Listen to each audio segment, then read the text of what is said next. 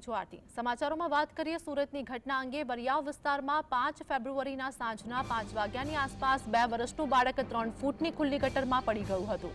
જો કે આ ઘટનાને 16 કલાકથી વધુનો સમય વીતી ગયો હોવા છતાં પણ બાળકની કોઈ પણ ભાળ મળી નથી, જેથી ફાયર વિભાગની ટીમો હવે મેપના આધારે કામગીરી કરી રહી છે।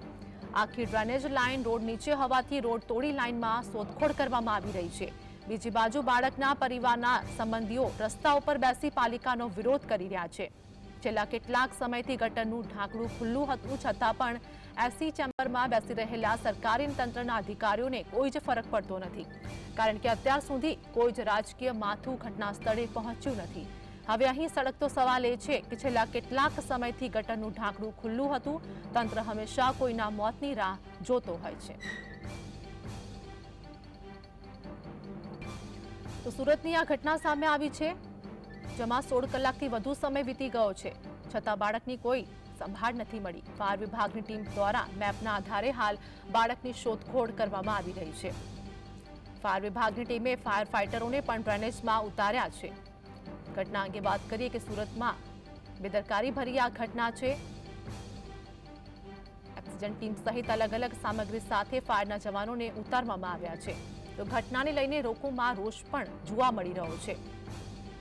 બાળકના તમામ સંબંધીઓ પણ વિરોધ કરી રહ્યા છે। વરિયાવમાં ખુલ્લી ગટરમાં 2 વર્ષનું બાળક પડી જવાનો આ મામલો સામે આવ્યો છે, જેમાં 16 કલાકથી વધુ સમય વીતવા છતાં બાળકની કોઈ ભાળ નથી મળી। તો તંત્ર સામે પણ અનેક પ્રશ્નો ઉભા થઈ રહ્યા છે, અધિકારીઓ સામે પણ અનેક પ્રશ્નો છે।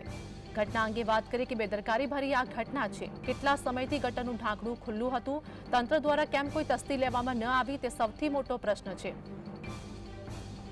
ઓક્સિજન કીટ સહિત હાલ તો અલગ અલગ સામગ્રી સાથે ફાયર ફાઇટરોના જવાનોને અંદર ઉતારવામાં આવ્યા છે, જેમાં ઘટનાને લઈને લોકોમાં ભારે રોષ પણ જોવા મળી રહ્યો છે। બેદરકારી ભરી આ ઘટના અંગે વાત કરીએ કે તંત્ર સામે અનેક સવાલ છે। તંત્ર આવી ઘટનાઓની રાહ જોઈને બેસી રહે છે। એસી ચેમ્બરમાં આરામ ફરમાવતા અધિકારીઓ સામે પણ અનેક પ્રશ્નો ઉભા થઈ રહ્યા છે, જેમાં હાલ તો વાત કરીએ કે તંત્ર દ્વારા પણ કોઈ પણ તસ્દી ન લેવામાં આવ્યું હોય તેવું પણ સામે આવ્યું છે। પહેલા કેમ ઘટના અંગે જાણ નહોતી તેવો પણ પ્રશ્ન છે। તો આજ મુદ્દે અમારી સાથે સંવાદદાતા સાહિસ અમારી સાથે લાઈવ જોડાઈ ગયા છે। સાહિસ, સુરતમાં જે ઘટના બની છે, બેદરકારી ભરી આ ઘટના છે, કેમ તંત્ર દ્વારા કોઈ તસ્દી લેવામાં ન આવી અને આવી ઘટના બની તે સૌથી મોટો પ્રશ્ન છે। બિલકુલ ચોક્કસપણે ગતરોજ 5:30 વાગ્યાના સાંજની ઘટના જે છે તે હજી સુધી તંત્ર કામ જ કરી રહ્યું છે, પરંતુ તંત્રની બેદરકારીના કારણે આ બનાવ જે છે તે હાલ સામે આવ્યો છે। જોઈ શકાય છે અત્યારે સમાજના લોકો અને એના સ્થાનિક લોકો જે છે તે અત્યારે રસ્તા પર ઉતરી ચૂક્યા છે અને વિરોધ કરી રહ્યા છે। 16 કલાકથી વધુનો સમય થઈ ચૂક્યો છે, પરંતુ હજી સુધી જે છે તે બાળકને બહાર નથી મળી રહી। લોકોની અંદર એક પ્રકારનો જે છે તે આક્રોશ જોવા મળી રહ્યો છે। લોકો જોડે વાત કરીશું। 16 કલાક થઈ ગયા છે, હજી સુધી બાળક નથી મળ્યું। બાળક નથી તો અમે બી કે અહીંયા જ અમે કાલ સાંજના અહીંયા જ બેસેલા છે, કોઈ અહીંથી ગયું જ નથી। બધા પરિવાર હજી કોઈ જમ્યા બી નથી, પરિવારના લોકો કોઈ જમ્યા બી નથી। પણ શું કહેવાય છે કે અત્યારે હાલ કમિશનર સાહેબ અહીંયા દેખાણા છે એક ઉચ્ચ અધિકારી તરીકે, બાકી કોઈ ઉચ્ચ અધિકારી આ લેવલ પર અત્યાર સુધી જોવા મળ્યું નહોતું। કોઈ ચૂંટાયેલા પ્રતિનિધિ ભાજપના આવ્યા છે કે પછી કોઈ જોવા મળ્યા નથી? ધારાસભ્ય કોઈ જ આવેલું નથી। આ વોર્ડના ધારાસભ્ય કોર્પોરેટર ભાજપના જે તે ચૂંટાયેલા છે, આજ તક હજી સુધી કોઈ જોવા મળ્યા નથી। ઘટના બની છે, 16 કલાક થઈ ગયા છે, પાલિકા કમિશનર કે મેયર કોઈ અહીં જો અભી હાલ કમિશનર સાહેબ આવેલા છે અને મેયર હજી આવેલા નથી। અને એક ખાસ બીજી વાત કે આ રેન વોટરની લાઇનમાં બાળક સરકતી છે, તો રેન વોટરમાં ડ્રેનેજ લાઇન આવે કઈ રીતે, પેલા તો એ સવાલ ઉભો થાય છે। પછી આ પાલિકા પાસે આ ડ્રેનેજ લાઇનના લેઆઉટ કોઈ પ્લાનિંગ નથી, પ્લાન જ નથી। અમે સાંજે મેન્યુઅલી બધાએ એક કોઠાસૂઝ તરીકે એક બાજુ થર્મોકોલ નાખેલું અને એક કઈ બાજુ થર્મોકોલ નીકળે છે એ રીતે પાણીનો પ્રવાહ કઈ બાજુ જાય છે એ રીતે અમે અહીંયા લોકલ પબ્લિકે આ કોઠાસૂઝથી કામ કર્યું છે। તમે બેઠા કેમ છો ઘટના પર? અમે અત્યારે એક જ માંગ છે, અમે અમારું બાળક જોઈએ। બિલકુલ અમારો બાળક જોઈએ તેવી માંગણી સાથે લોકો અત્યારે ધરણા પર બેઠા છે।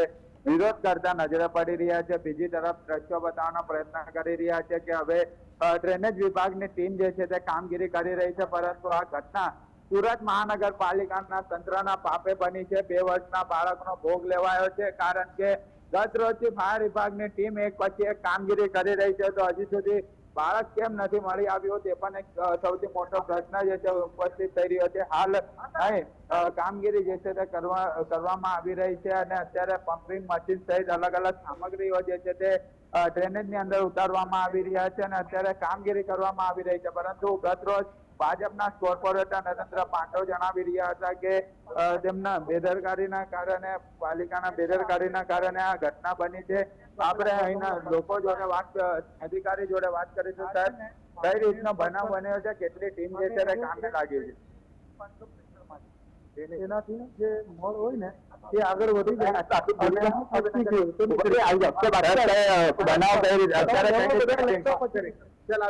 કઈ રીતની કામગીરી કરવામાં સવારે અમારા જે વરસાદી લાઈન છે એમાંથી માણસોને ઉતારવામાં આવેલા હતા અને સર્ચ થયું છે. એમાં અમને મળી નથી આવી. એટલે જે ડ્રેનેજ લાઈન છે એની અંદર અમે જે સેટિંગ મશીનનો ઉપયોગ કર્યો છે, આ પાણીને અંદર સબ કરીને લઈ જશે, રિસાયકલ કરશે અને એ પાણીને પ્રેશર મારશે. અલગ અલગ મેઇન હોલ પરથી અલગ અલગ જગ્યાએ સેટિંગ મશીન હશે અને પ્રેશરના કારણે જે બોડી હશે આગળ તે પમ્પિંગમાં નીકળી જવાની શક્યતા. કેટલા કલાક જ્યાં સમગ્ર સર્ચ ઓપરેશન? સાંજના લગભગ 6 વાગ્યાની કામગીરી ચાલુ હતી. અત્યારે પાછી સવારે જે અડધો કલાક બંધ કરીને પાછી કામગીરી ચાલુ કરવામાં. હજી સુધી કોઈ પણ પ્રકારની જે છે તે બહાર હજી સુધી મળી નથી આવી રહી. કામગીરી કરવામાં આવી રહી છે તેવા તંત્ર નાટક કરી રહ્યું હોય તેવું લાગી રહ્યું છે. જે રીતના ગત રોજથી ફાયર વિભાગની ટીમ કામગીરી કરી રહી હતી, હજી સુધી જે છે તે બાળક જે છે તે મળી આવ્યું નથી.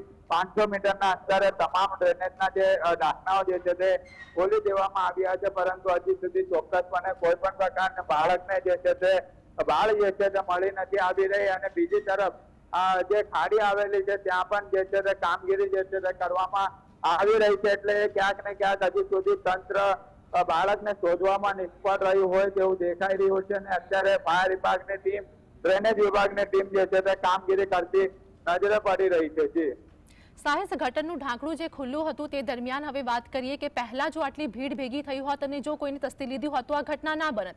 તંત્રના અધિકારીઓ સામે પ્રશ્ન ઉભો થાય છે કે કેમ કોઈને તસ્દી ના લીધી? ગટરનું ઢાંકણું આટલા સમયથી ખુલ્લું હતું, શું આ વાતની તમને ખબર હતી કે નહીં? અને હવે જ્યારે બધા ભેગા થઈ ગયા છે એટલે કામગીરી બતાવી રહ્યા છે કે અમે કામગીરી કરી રહ્યા છે.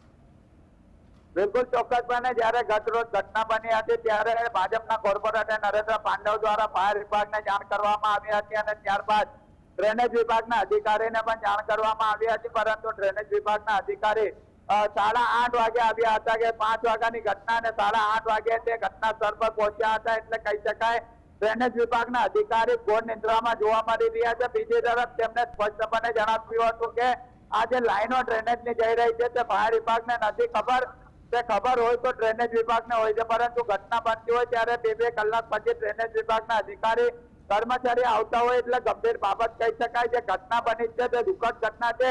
સુરત શહેર માટે એક દુઃખદ ઘટના સામે આવી રહી છે, પરંતુ અત્યારે લોકોનો જમાવડો જોવા મળી રહ્યો છે. ત્યારે બીજી તરફ તંત્ર કામગીરી કરી રહી છે. ગત રોજ પણ આ જ પરિસ્થિતિ અહીં જોવા મળી હતી, પરંતુ આ જ કામગીરી પહેલાથી જ કરી હોત, તાત્કાલિક ડ્રેનેજ વિભાગની ટીમ અહીં આવી હોત અને કામગીરી કરવામાં આવી હોત તો બાળકનો જીવ કદાચ બચી ગયો હોત અને બાળક પણ મળી આવ્યું હોત. પરંતુ તંત્રની ઘોર બેદરકારી કહી શકાય, કારણ કે ઢાંકણું ખુલ્લું હતું.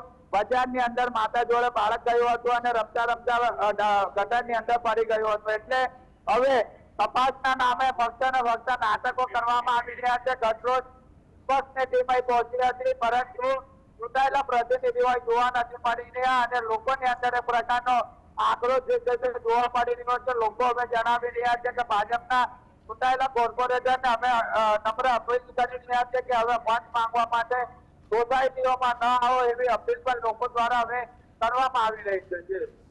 સાહેબ, અમારી સાથે જોડાવા બદલ આપનો આભાર.